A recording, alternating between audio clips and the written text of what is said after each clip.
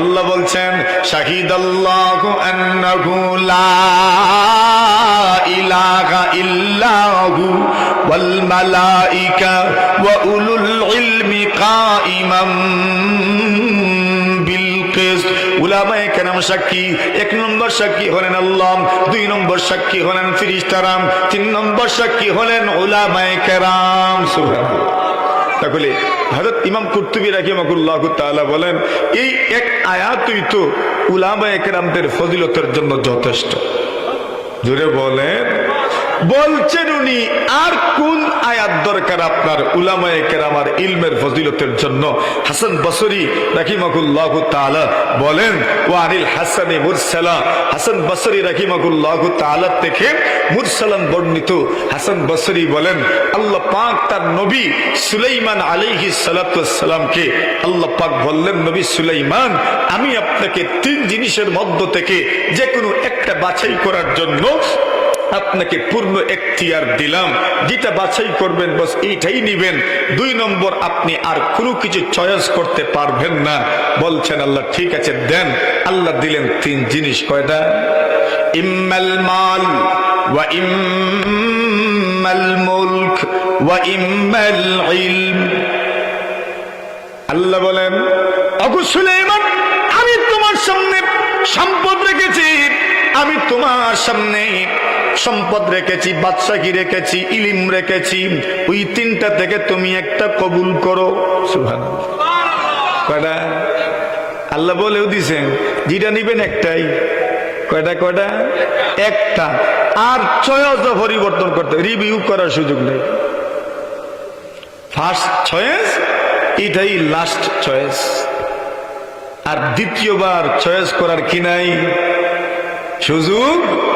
এখন বুকে হাত দিয়ে কই মাল, বাদশাহী, ইলিম, এই তিনটার মধ্যে আপনারা কোনটা নিতা? আমি বলছি আগে বুকে হাত দিয়ে কইতুম। মাশাআল্লাহ। এটা তো ওয়াজ শোনার পরে না, এখন তো ধারণাই তো করছেন সুলাইমান তো ইলিম নিবেন, নতুবা মানুষ তো কি বলেন সম্পদের পাগল। কিসের? সম্পদের পাগল। আল্লাহর নবী বলেন আল্লাহর বান্দা গুলো বৃদ্ধ হয় ইয়াহরুমু ইবনু আদম ওয়া ইয়াশাব্বু ফীহি খাসলাতান। আল্লাহর নবী বলেন মানুষ বুড়া হয় আর দুইটা অভ্যাস জোয়ান হয়, একটা হইল লোভ আর একটা হইল লম্বা লম্বা কামনা বাসনা। জোয়ান হয় না? রাসূল বলেন মানহুমানি লা ইয়াশবাআন, মানহুমুন ফিদ দুনিয়া লা ইয়াশবাউ মিনহা ওয়া মানহুমুন ফিল ইলমি লা ইয়াশবাউ মিন। নবী বলেন দুই ধরনের লোভী আছেন, এরা জীবনেও তৃপ্ত হয় না। এক ধরনের লোভী হলো দুনিয়ার লোভী, দুনিয়া যত পায় পরিতৃপ্ত হয় না। আর এক ধরনের লোভী হলো ইলমের লোভী, যত ইলম অর্জন করে পরিতৃপ্ত হয় না। একই ধরনের দুইটা শব্দ যদি এক জায়গায় আসে উলামায়ে কেরাম জানেন একটা হইল মাদা আর একটা হইল জম, একটা হইল নিন্দা আর একটা হইল প্রশংসা। ওয়া মাকারু ওয়া মাকারাল্লাহ। সুবহানাল্লাহ। এর মানে এক ধরনের লোভীদেরকে প্রশংসা করা হয়েছে ইলমের লোভী যারা, আর আরেক ধরনের লোভী যারা এদেরকে নিন্দা করা হয়েছে দুনিয়ার লোভী যারা। তাহলে বোঝা গেল মানুষের মন কোন দিকে যায়। মাথুন না আপনারা? মালুল লাগে না মনে হয়? না লাগে? কোন দিকে যায় মানুষের মন? মালের দিকে। রাসূল বলেন মানুষের যদি একটা পুরা হাওরের নাম মাইজাইলি হাওর। আল্লাহর নবী বলেন লাউ কানা লিবনি আদম ওয়াদিয়াম মিন যাহাব লা হাব্বা আইয়াকুনা লাহু সানিয়াম। নবী বলেন একজন মানুষের জন্য যদি পুরা মাইজাইল সোনা হইয়া যায় তার মনে চাইব আইলাওর যেন সোনা হয়। আইলাওর চিনুন কই রে? এটা আমরা এদিকে হাই লাউলুক চা চাইব তার শোনা হইতো। রাসূল বলছেন ওয়ালাইয়ামলা আফাহু ইল্লা তুরাব, নবী বলেন কবরে না যাওয়া পর্যন্ত তার পেট ভরবে না। তাহলে মানুষ কোনটা নিতে বলেন এখন? ইলিম, বাদশাহী, মা, কোনটা দেখছেন? রাদিনা কিসমাতাল জব্বার ফিনা লানা ইলমুন ওয়ালিল আ'দাই মালু ফাইন্নাল মালা ইয়াফনা আন কারিবিন ওয়া ইন্নাল ইলমা ইয়াবকা লা ইয়াজুলু। আল্লাহর নবী সুলাইমান বলেন, আবু রব্বুল আলামিন দুনিয়া চলতে গেলে মালির প্রয়োজন, আবার প্রভাব প্রতিপত্তির সঙ্গে যদি চলতে চাই এই দুনিয়াতে বাদশাহীরও প্রয়োজন। কিন্তু গো মালিক সবকিছু ছাপিয়ে ইলমের প্রয়োজন হইল আরো বেশি। এই জন্য আপনার উপর ভরসা করে আমি আপনার দেওয়া তিনটা জিনিস থেকে, মাল এবং বাদশাহী আর ইলমের মধ্য থেকে আপনার উপর ভরসা করে আমি আপনার দেওয়া ইলমকে বাছাই করে নিলাম। কোনটা বাছাই করছেন? জোরে বলেন। দিছিলাম কয়টা? কি কি? মাল, বাদশাহী, ইলম। সুলাইমান নবী বলেন আল্লাহ যে তিনটা আমাকে দিয়েছেন ওই তিনটার মধ্য থেকে আমি ইলমকে কবুল করলাম, বাছাই করলাম। আল্লাহ বলেন হুসনে ইখতিয়ার, সুন্দর পছন্দ, ভালো লেগেছে, তোমাকে পুরস্কৃত করা দরকার। তুমি যে সুন্দরটাকে পছন্দ করেছো, বাস্তবিক যেটা পছন্দ করা দরকার এটাকেই তুমি পছন্দ করেছো, যেটা তোমার জন্য কার্যকর ভূমিকা রাখবে এটাকেই তুমি পছন্দ করেছো। এই জন্য তোমার সুন্দর পছন্দের কারণে বানাস হিসাবে বাদশাহীও দিলাম, সম্পদও দিলাম। সুলাইমান নবী কি বাদশাহ ছিলেন না? তাকে শুধু ইলিমই ছিল, ইলিমও ছিল, বাদশাহীও ছিল, সাথে সাথে আল্লাহ বলেন সম্পদও দিলাম। সুরে বলেন। তাহলে দেখেন এখন আল্লাহ তাআলা ইলমের মধ্যে এই পরিমাণ পাওয়ার রেখেছেন, ইলমের এত কদর রেখেছেন। ইলম একদিকে আর পুরো দুনিয়া একদিকে, ইলমের পাল্লা ভারী হয়ে যায়, ঠিক না? কিসের পাল্লা? ইলমের পাল্লা ভারী হয়ে যায়। ইলম যেন দুধের মতো, দুধ মুরব্বীর জন্য উপযোগী, দুধ যুবকের জন্য উপযোগী, দুধ শিশুর জন্য উপযোগী, দুধ কিশোরের জন্য উপযোগী, দুধ পাবলিকের জন্য উপযোগী, দুধ আলিমের জন্য উপযোগী, দুধ চেয়ারম্যান সাহেবের উপযোগী, মন্ত্রী মহোদয়ের উপযোগী, এমপি সাহেবের উপযোগী, প্রধানমন্ত্রী, প্রেসিডেন্ট সবার জন্য উপযোগী, সব বয়সের মানুষের জন্য, সব শ্রেণী পেশার মানুষের জন্য দুধ উপযোগী।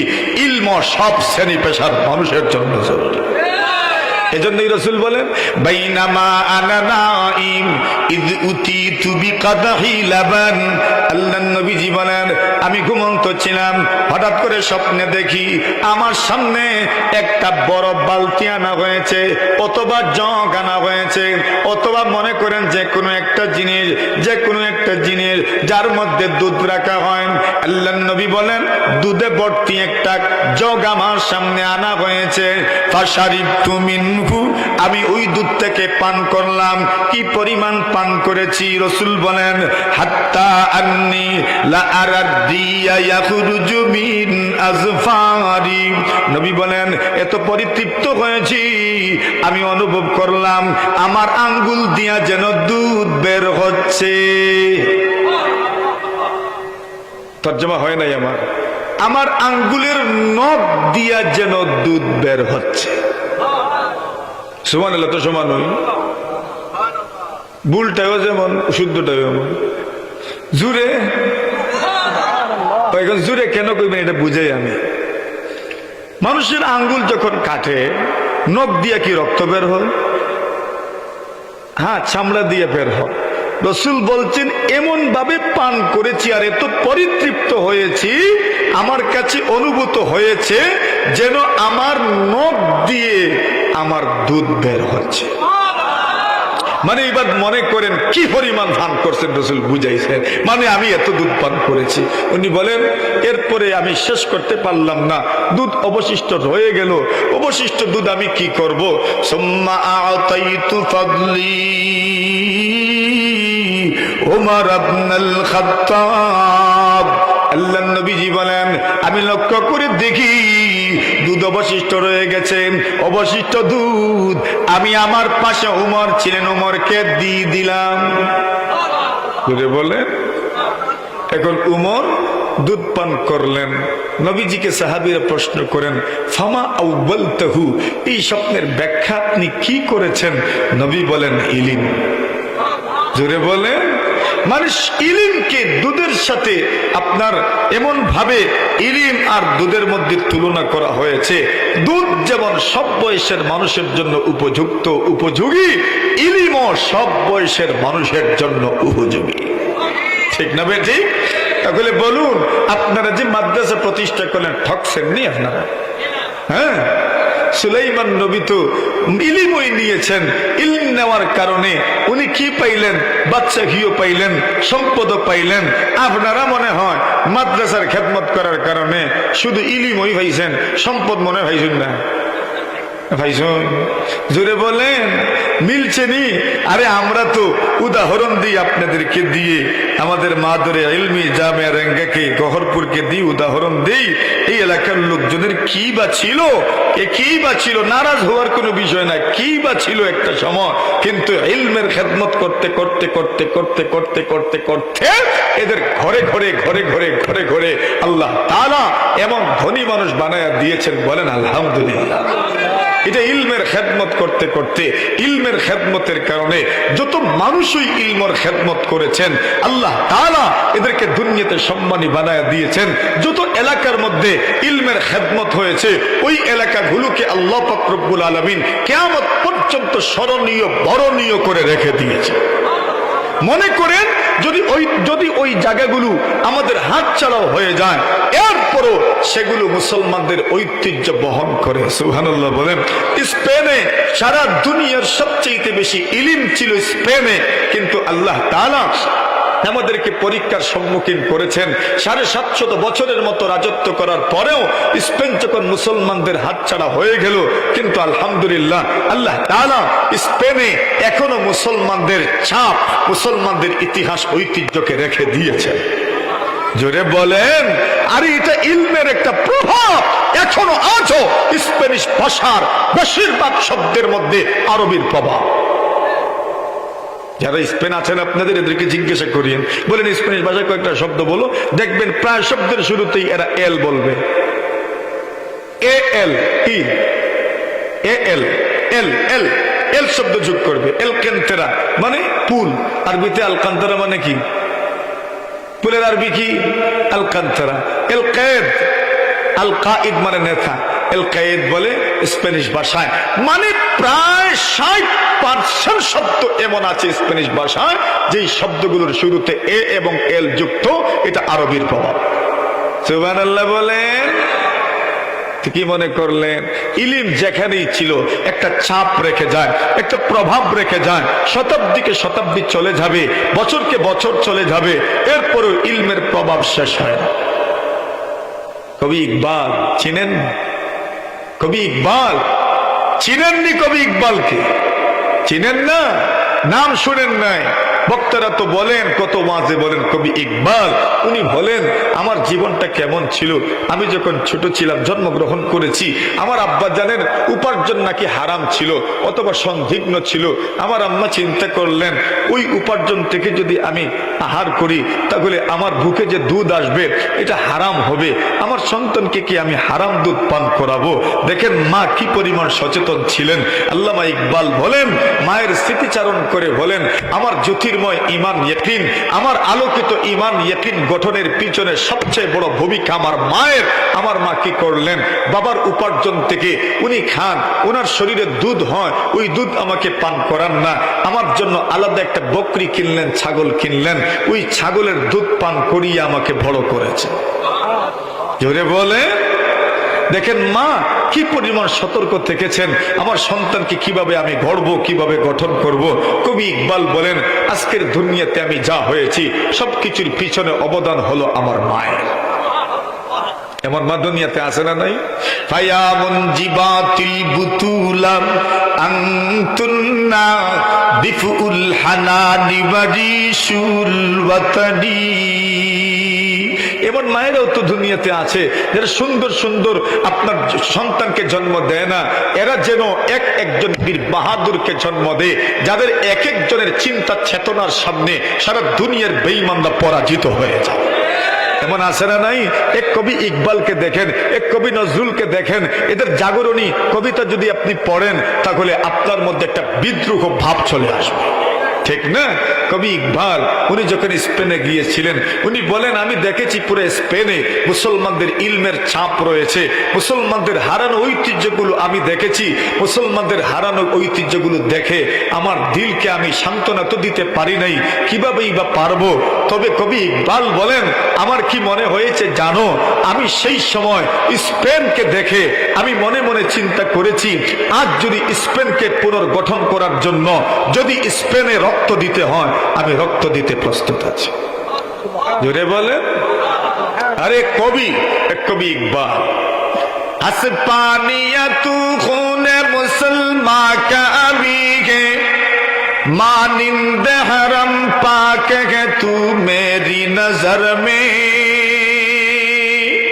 मानिंद हरम पाक है तू मेरी नजर में, पूशीदा तेरी खाक में सिजदों की निशागे, खामोश अज़ाने है तेरी बात शहर में, खामोश अज़ाने है तेरी बात शहर में, रोशन सितारों की तरह उनकी सीना ने, रोशन सितारों की तरह उनकी सीना ने, खीमत कभी जिनके तेरे को कमर में, खीमत कभी जिनके तेरे को कमर में, फिर तेरे हसीनों का जरूरत है हन्ना की, बाकी के अभी रंग मेरे खून जिगर में, बाकी के अभी रंग मेरे खून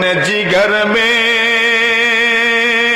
क्यों कर खुशखा शाक से दब जाए मुसलमान, माना व तब ताब नहीं उसके शरर में, गरना तभी देखा मेरी आंखों ने वलेकिन, तस्कीन मुसाफिर न सफर में न हदर में, तस्कीन मुसाफिर न सफर में न हदर में, देखा भी दिखाया भी सुनाया भी सुना भी, है दिल की तसल्ली न नजर में न खबर में। কবি ইকবাল স্পেন দেখেছেন, কর্ডোবা দেখেছেন, গ্রানাডা দেখেছেন, মালাগা দেখেছেন, আর বলেছেন স্পেনের কর্ডোবার জামে মসজিদে গিয়ে, আরে স্পেন তোমার এই দশা, আমার কাছে তো মনে হচ্ছে তোমার সৌন্দর্য, তোমার ঐতিহ্য রক্ষার জন্য লাখ লাখ মুসলমান শাহাদত বরণ করেছে, আমি তো মনে করি তোমার ইজ্জত আমার কাছে মক্কা মদিনার চেয়েও কম নয়। আরে সুবহানাল্লাহ বলেন, কথা বুঝেন নাই? কর্ডোবা ছিল জ্ঞান বিজ্ঞানের প্রাণ কেন্দ্র তৎকালীন যুগে, বলছেন তুমি জ্ঞান বিজ্ঞানের প্রাণ কেন্দ্র ছিলে, তোমার ইজ্জত তোমার হুরমত আমার কাছে এই মক্কা মদিনার চেয়েও কম নয়। এটা মুবালাগা বলা হয়, মুবালাগা বলা হয়, অর্থাৎ যে কোনো বিষয়কে একটু বাড়িয়ে বলা। উনি এইভাবেই বলছেন, বলেন আজ আমি আজান দিলাম কর্ডোবার জামে মসজিদে, একটা মানুষ নামাজের জন্য আসলো না, এটা আমার আপনার জন্য কত বড় ধন্যতা, এটার তো বলে কয়ে শেষ করা যাবে না। আল্লাহর বান্দা বলছেন, ওই কর্ডোবাকে আবার ঢেলে সাজানোর জন্য যদি রক্তের প্রয়োজন হয়, মেহেদির প্রয়োজন হয়, আমি আমার বুকের তাজা রক্ত মেহেদির পরিবর্তে দিতে রাজি আছি। আল্লাহ তাআলা আমাদেরকে কবুল করুক, আমিন। ওয়া আখিরু দাওয়ানা আনিল হামদুলিল্লাহি রাব্বিল আলামিন।